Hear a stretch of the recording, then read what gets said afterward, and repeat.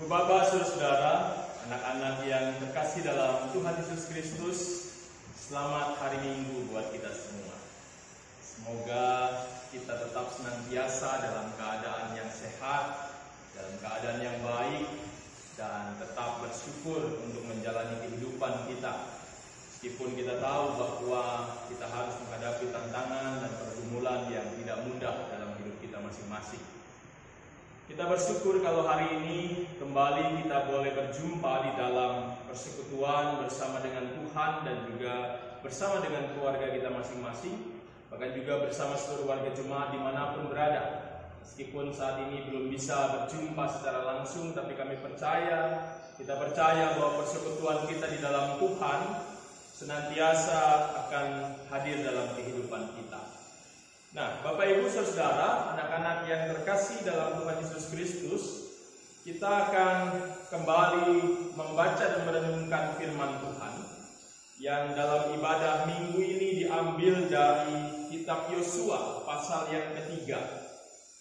Oleh karena itu, mari bersama kita mempersiapkan hati dan pikiran kita untuk membaca dan merenungkan firman Tuhan.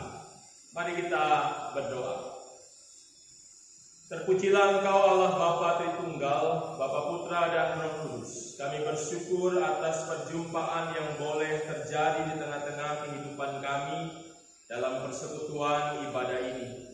Tuhan kiranya melengkapi, menyempurnakan sukacita dan syukur kami pada hari ini dengan memberkati kami kembali melalui firman Tuhan yang akan kami baca dan renungkan bersama-sama. Berkati kami semua ya Tuhan dengan firman-Mu ini, agar setiap kami juga boleh tetap terus hidup seturut dengan kehendak Tuhan saja. Kuasai hati dan pikiran kami dengan kuasa Roh Kudus-Mu, agar kami mampu untuk mendengarkan, merenungkan, dan terlebih lagi melakukan firman-Mu dalam kehidupan kami.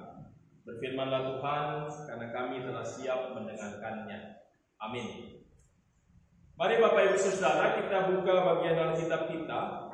Yosua pasal 3 ayat 1 sampai 17 akan menjadi dasar bagi renungan kita pada hari ini. Mari kita bersama-sama mendengarkan firman Tuhan di dalam Alkitab. Yosua bangun pagi-pagi, lalu ia dan semua orang Israel berangkat dari Sitim dan sampailah mereka ke Sungai Yordan. Maka bermalamlah mereka di sana sebelum menyeberang. Setelah lewat 3 hari, para pengatur pasukan menjalani seluruh perkemahan dan memberi perintah kepada bangsa itu, katanya, segera sesudah kamu melihat tabut perjanjian Tuhan Allahmu yang diangkat para imam, yang memang suku Lewi, maka kamu harus juga berangkat dari tempatmu dan mengikutinya. Hanya antara kamu dan tabut itu harus ada jarak kira-kira 2000 hasta panjangnya. Janganlah mendekatinya, maksudnya supaya kamu mengetahui jalan yang harus kamu tempuh, sebab jalan itu belum pernah kamu lalui dahulu. Berkatalah Yosua kepada bangsa itu, kuduskanlah dirimu, sebab besok Tuhan akan melakukan perbuatan yang ajaib di antara kamu. Dan kepada para imam itu Yosua berkata demikian, angkatlah tabut perjanjian dan menyeberanglah di depan bangsa itu. Maka mereka mengangkat tabut perjanjian dan berjalan di depan bangsa itu. Dan Tuhan berfirman kepada Yosua, pada hari inilah aku mulai membesarkan namamu di mata seluruh orang Israel, supaya mereka tahu bahwa seperti dahulu aku menyertai Musa, demikianlah aku akan menyertai engkau. Maka kau perintahkanlah kepada para imam mengangkat tabut perjanjian itu demikian. Setelah kamu sampai ke tepi air Sungai Yordan, haruslah kamu tetap berdiri di Sungai Yordan itu. Lalu berkatalah Yosua kepada orang Israel, datanglah dekat dan dengarkanlah firman Tuhan Allahmu.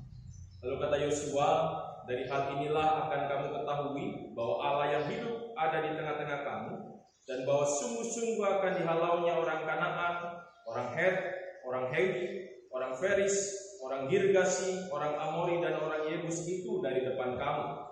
Sesungguhnya tabut perjanjian Tuhan semesta bumi berjalan menyeberang di depan kamu, masuk ke Sungai Yordan. Maka sekarang pilihlah 12 orang dari suku-suku Israel, seorang dari tiap-tiap suku.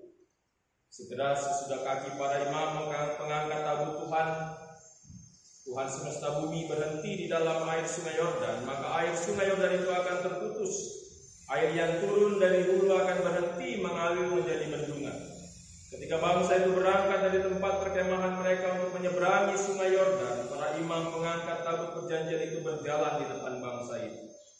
Segera sesudah para pengangkat tabut itu sampai ke sungai Yordan dan para imam pengangkat tabut itu mencelupkan kakinya ke dalam air di tepi sungai itu. Sungai Yordan itu sebab sampai meluap sepanjang tepinya selama musim menuai. Maka berhentilah air itu mengalir, air yang turun dari hulu melonjak menjadi bendungan jauh sekali di dekat Adam, kota yang terletak di sebelah selatan. Sedang air yang turun ke laut Araba itu, yakni laut asin, terputus sama sekali. Lalu menyeberanglah bangsa itu di tentangan Yeriko. Tetapi para imam pengangkat tabut perjanjian itu tetap berdiri di tanah yang kering di tengah-tengah sungai Yordan. Sedang seluruh bangsa Israel menyeberang di tanah yang kering sampai seluruh bangsa itu selesai menyeberangi sungai Yordan. Demikianlah pembacaan Alkitab. Yang berbahagia adalah setiap kita yang mau memelihara firman Tuhan dan melakukannya dalam kehidupan sehari-hari. Terpujilah Yesus Kristus. Haleluya. Saudara yang terkasih dalam Tuhan Yesus Kristus, semalam saya seperti biasa membuka laman media sosial saya. Dan pada saat saya mencoba membuka dan kemudian melihat-lihat postingan-postingan yang ada di situ, saya kemudian tertarik dengan salah satu postingan dari seorang jemaat yang dulu pernah saya layani, yaitu jemaat di pos pelayanan kesaksian Talitakung Lidung Payau yang letaknya di Kabupaten Malinau di Kalimantan Utara. Kenapa saya tertarik? Bukan hanya karena postingan lewat gambar itu mengajak saya kemudian bernostalgia dengan apa yang saya pernah alami di sana, tetapi juga postingan itu ternyata pada saat kemudian saya mengambil waktu mempersiapkan renungan pada hari ini, ada hal yang serupa yang digambarkan. Kenapa? Kenapa kemudian saya menyampaikan ini serupa? Karena memang dari gambar itu dan juga dari bagian Alkitab hari ini, saya melihat ada kesamaan bercerita tentang sebuah sungai. Bapak Ibu Saudara, salah satu memang yang unik pada saat saya melayani di Apokayan itu, di Talitakung Lidung Payau itu, adalah bahwa salah satu jalur transportasi yang digunakan oleh masyarakat adalah sungai, yaitu Sungai Kayang. Jadi ya, kurang lebih mungkin kalau dihitung-hitung 2 tahun selama 2 tahun awal dari 5 tahun setengah saya ada di sana, saya harus melewati atau harus kemudian menggunakan alat transportasi yang melalui sungai untuk berjalan dari pos kemudian ke induk dan ke tempat-tempat yang lain. Nah, pada saat saya menjalani pengalaman itu, ada ternyata banyak sekali pengalaman yang saya alami berkaitan dengan jalur transportasi sungai itu. Pengalaman yang ya baik yang menyenangkan ataupun juga pengalaman yang juga menakutkan gitu menurut saya sebagai orang yang sebenarnya tidak biasa untuk mengalami itu. Jadi saya pernah naiki sebuah perahu yang kalau kata orang di sana namanya ketinting, itu melewati sungai yang sedang surut. Jadi batu-batu banyak sehingga kemudian kadang-kadang kami harus turun dari perahu mendorong perahu karena memang perahunya tidak bisa melewati jalur itu karena airnya sangat sedikit. Tetapi juga di waktu yang lain saya juga pernah mengalami pengalaman pada saat melayani di sebuah pos itu harus menghadapi sungai yang sedang keadaan banjir. Ya, meskipun banjirnya belum terlalu besar seperti banjir yang biasanya juga bisa terjadi, tetapi menurut saya itu juga sudah pengalaman yang menakutkan. Apalagi waktu itu pada saat saya menaiki ketinting di waktu banjir itu, tiba-tiba di tengah perjalanan as ketinting kami patah dan kami harus kemudian mengarahkan perahu ke pinggir sungai, memperbaiki, dan puji Tuhan untungnya ya ada cadangan yang dibawa. Saya bayangkan kalau kemudian itu tidak bisa terperbaiki begitu ya, kemudian kami terombang-ambing di air itu, ya saya rasa ini sudah selesai begitu kehidupan kami. selesai sudah, karena memang airnya lumayan deras dan saya rasa saya tidak mampu untuk kemudian melawan air itu, meskipun bisa berenang. Tetapi di suatu ketika juga pernah ada banjir yang begitu tinggi sampai kemudian di beberapa desa itu juga sampai naik ke atas. Jadi Bapak Ibu bayangkan, air yang tadinya kalau kita hari-hari sehari-hari itu ya kelihatannya masih lumayan jernih begitu ya, tidak terlalu keruh begitu, tiba-tiba karena banjir keruh dan airnya bisa naik sampai 3 sampai 5 meter dari biasanya. Jadi ini menakutkan sekali. Dan memang artinya bahwa ini sebuah pengalaman yang membuat saya juga belajar banyak hal di sana. Bahkan masyarakat sendiri kalau sudah banjir itu nggak berani untuk melewati. Nah, ini juga yang kemudian membuat kadang-kadang jalur transportasi yang ada di sana itu terkendala kalau kemudian harus melewati jalur darat. Karena banyaknya sungai-sungai yang ada yang kemudian ya terus terang dalam kondisi waktu itu belum banyak ada jembatan, sehingga kalau kami melewati jalur darat ke daerah namanya Lembagun itu harus lewat 8 sungai yang belum ada jembatannya. Sehingga kadang-kadang perjalanan yang tadinya kalau lancar, kalau cuaca panas, musim panas bisa ditempuh 12 jam, itu bisa sampai berhari-hari kita menunggu air surut kalau sedang banjir. Jadi pengalaman itu yang membekas di benak saya, menjadi pengalaman yang berharga buat saya. Dan kemudian pada saat saya kemudian mempersiapkan bagian renungan ini, saya membayangkan karena diceritakan di dalam bacaan kita bahwa orang-orang Israel mau ke Yeriko tapi harus menyeberangi sungai Yordan. Saya membandingkan ini ada hal-hal yang kurang lebih serupa. Bapak Ibu Saudara, jangan bayangkan kalau sungai Yordan itu seperti sungai Yordan yang sering kita diajak kalau sedang wisata rohani ke Israel. Karena biasanya kalau dalam paket wisata rohani itu ada salah satu turnya adalah ke sungai Yordan yang katanya tempat Yesus dibaptiskan. Kalau saya dilihat di sana, yaitu cuma sungai kecil yang lebarnya nggak terlalu lebar dan mungkin tidak terlalu dalam. Tetapi kita harus ingat juga bahwa ternyata sungai Yordan itu punya panjang yang cukup panjang, yaitu kurang lebih 250 km panjangnya. Dan dia juga punya kelebaran yang bervariasi antara mungkin lebar yang sempit sampai lebar yang sampai puluhan meter lebarnya. Jadi artinya bahwa situasi sungai Yordan itu juga seperti halnya sungai-sungai yang lain yang tidak rata 100%, tetapi kita lihat bahwa kondisi itu punya kesamaan kalau saat banjir, saat kemudian air meluap, yang juga digambarkan dalam bacaan kita saat musim menuai itu air bisa meluap begitu luar biasa sehingga nggak ada orang yang bisa menyeberang.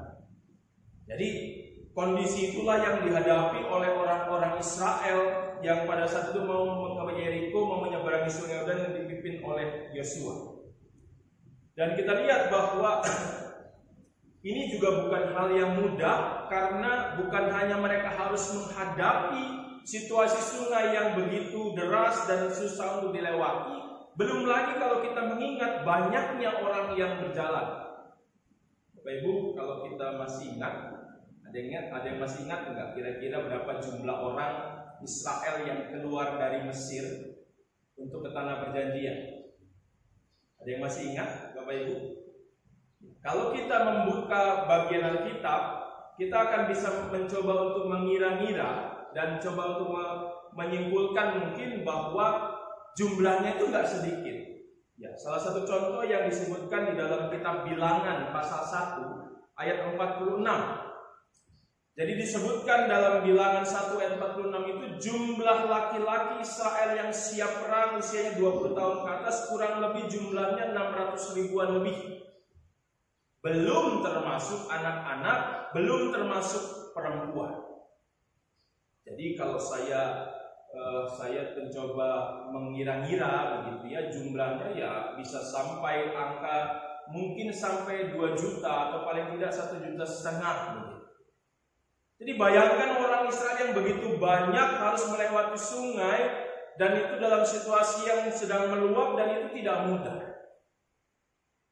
Artinya bahwa tentunya di antara begitu banyak orang perasaannya berbeda-beda. Mungkin ada orang yang bisa tetap meyakini kita bisa menyeberang, kita bisa melewati sungai ini. Tetapi tidak juga sedikit orang yang saya rasa mereka juga punya rasa khawatir, rasa takut, sama seperti kita pada umumnya sebagai manusia. Kalau sudah lihat air yang meluap, air banjir, kan semua punya kekhawatiran. Kita akan menjauhi itu, nggak mungkin kemudian ya kita nekat-nekatan begitu. Dan artinya bahwa situasi itu yang harus dihadapi juga oleh Yosua sebagai seorang pemimpin untuk membawa mereka. Ada di antara mereka yang punya rasa takut, rasa khawatir, rasa ragu untuk menjalani perjalanan ini. Dan hal ini juga yang kemudian dilihat Tuhan, sehingga Tuhan pada saat itu mendatangi Yosua dan kemudian menyampaikan kepada Yosua bahwa Tuhan akan tunjukkan kembali kuasa-Nya. Jadi meskipun saya belajar bahwa seringkali sebagai manusia ini, meskipun Tuhan seringkali tunjukkan kepada kita perbuatan-perbuatan yang besar, kuasa-kuasa yang besar, kasih-Nya yang besar, tapi seringkali yang namanya ragu, khawatir, takut itu ada dalam kehidupan kita. Sama seperti orang Israel, meskipun Tuhan sudah membelah laut Teberau untuk mereka bisa keluar dari Mesir, tapi toh pada saat mereka dihadapkan dengan situasi Sungai Yordan waktu itu, pastinya ada takut dan khawatir juga. Sehingga pada saat itulah Tuhan tunjukkan kembali kepada bangsa Israel kuasa-Nya yang besar. Kita lihat bagaimana diceritakan dalam Alkitab, akhirnya karena kuasa Tuhan lewat sebuah proses di mana umat Israel pada saat itu harus kemudian mengambil jarak dengan para imam-imam, akhirnya Sungai Yordan itu bisa terbelah. Mereka bisa lewat semua, dan itu prosesnya saya percaya itu bukan hal yang sebentar, karena banyaknya orang Israel ini kan juga menentukan perjalanan yang begitu panjang. Ada orang yang mengukur kalau rata-rata mereka berjajar 1.000 orang saja bisa sampai 10 kiloan itu dia punya barisan, itu luar biasa banyak gitu ya. Tapi kita lihat bagaimana percaya bahwa Tuhan menunjukkan kuasa, Tuhan tunjukkan kembali kepada mereka sehingga mereka semua bisa melihat lagi kuasa Tuhan. Dan saat mereka melihat lagi kuasa Tuhan, tentunya ada keyakinan yang muncul. Ada sebuah rasa percaya bahwa Tuhan mampu untuk membawa mereka sampai ke tanah yang dijanjikan Tuhan. Bapak Ibu Saudara, dari kisah ini kita belajar sebenarnya jangan pernah meragukan kuasa Tuhan. Kita bersyukur karena kita punya Tuhan yang berkuasa. Apapun bisa dilakukan Tuhan. Tidak ada yang mustahil bagi Tuhan. Dan Tuhan bisa melakukan segala sesuatu yang bahkan jauh melebihi pikiran kita manusia. Sehingga kalau kemudian ada keyakinan, ada iman bahwa kita percaya Tuhan berkuasa, itu membuat kita meyakini bisa menjalani kehidupan kita. Meskipun kita harus menghadapi kesusahan, menghadapi pergumulan, menghadapi tantangan, tapi kalau kemudian disampaikan, diingatkan kembali bahwa Tuhan berkuasa, pastinya kita tetap meyakini dan juga mensyukuri apapun yang terjadi dalam kehidupan kita. Semua akan ditunjukkan Tuhan kalau kita percaya. Semua ditunjukkan Tuhan kalau kita taat setia menjaga kehidupan kita, menjaga kekudusan kita, seperti yang dikatakan Yosua kepada orang-orang Israel di ayat yang kelima. Jadi Bapak Ibu Saudara, kita diingatkan hari ini kita punya Tuhan. Tuhan yang berkuasa, Tuhan yang mengasihi, Tuhan yang selalu hadir bagi kehidupan kita, dan itu semua harus kita imani dalam kehidupan kita. Kita harus terus percaya bahwa Tuhan akan terus menuntun langkah kita, melindungi kita, menyertai kita, menguatkan kita menjalani kehidupan kita. Yang harus kita lakukan adalah mari kita juga hidup dalam ketaatan, hidup dalam kesetiaan, hidup dalam kekudusan, sehingga kita bisa selalu melihat Tuhan yang berkarya dalam kehidupan kita.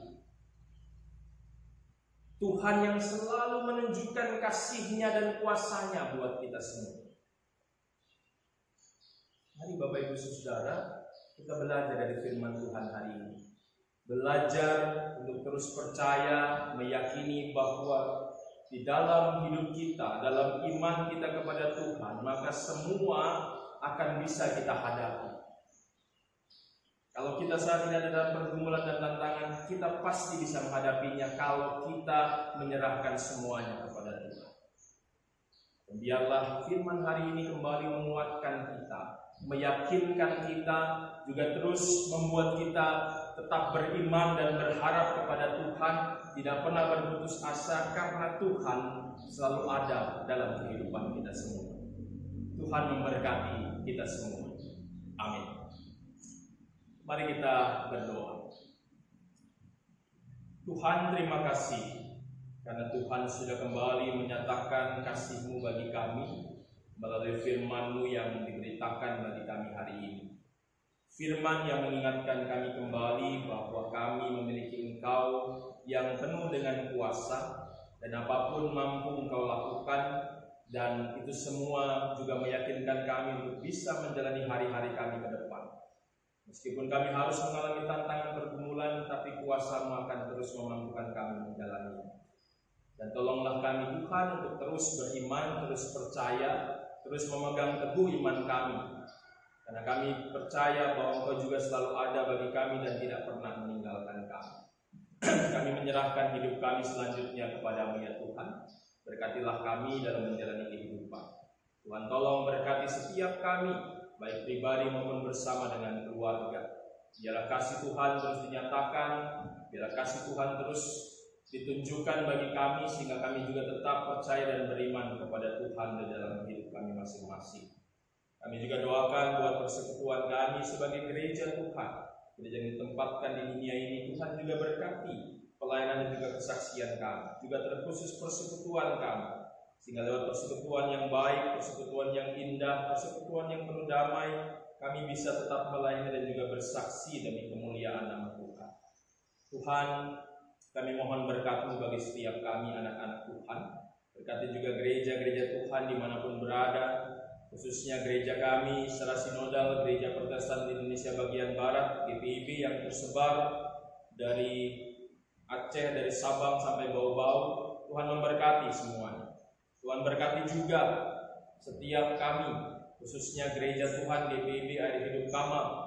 Tuhan memberkati keberadaan kami. Tuhan berkati seluruh warga jemaat yang ada, khususnya mereka yang sedang dalam keadaan sakit ataupun dalam pemulihan akan sakit mereka.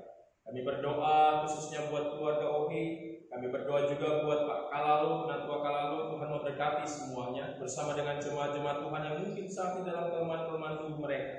Tuhan jamah mereka, Tuhan berikan kesembuhan dan pemulihan bagi mereka.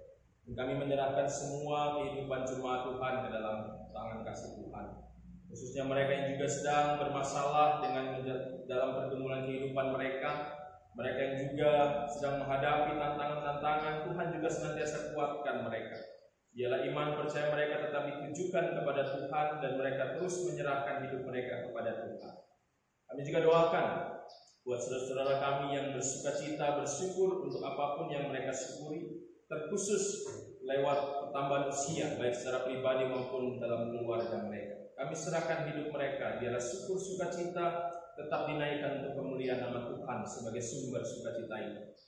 Kami menyerahkan juga bangsa dan negara kami ya Tuhan. Berkatilah bangsa kami, para pemimpin-pemimpin kami. Tuhan berkati senantiasa Bapak Presiden, Wakil Presiden bersama seluruh para menteri, Forkopimda dari tingkat provinsi, kabupaten, kota, bahkan juga kecamatan, kelurahan, desa, bahkan RW dan juga RT. Tuhan berkati semua. Tuhan berkati juga khususnya Provinsi Jawa Timur, Kabupaten Bangkalan, dan terlebih lagi Kecamatan Kamal dan juga Desa Banyu Ajui. Tuhan berkati semuanya. Kami doakan juga seluruh aparat-aparat desa, aparat-aparat yang ada di sekitar kami, RW dan RT.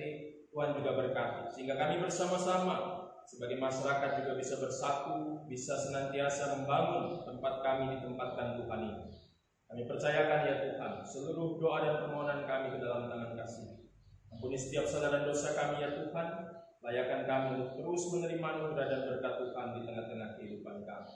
Kami serahkan doa kami ke dalam tangan kasih Tuhan Yesus Kristus, Tuhan dan Juru Selamat kami yang hidup. Amin. Bapak Ibu, renungan kita selesai. Selamat beribadah, selamat hari Minggu buat kita semua. Tetap sehat, tetap di rumah. Kalau tidak ada hal-hal yang urgent, hal-hal yang terlalu penting, juga tetap senantiasa bersyukur dan berbahagia menjalani kehidupan kita. Sampai kita berjumpa di lain waktu. Tuhan memberkati kita semua.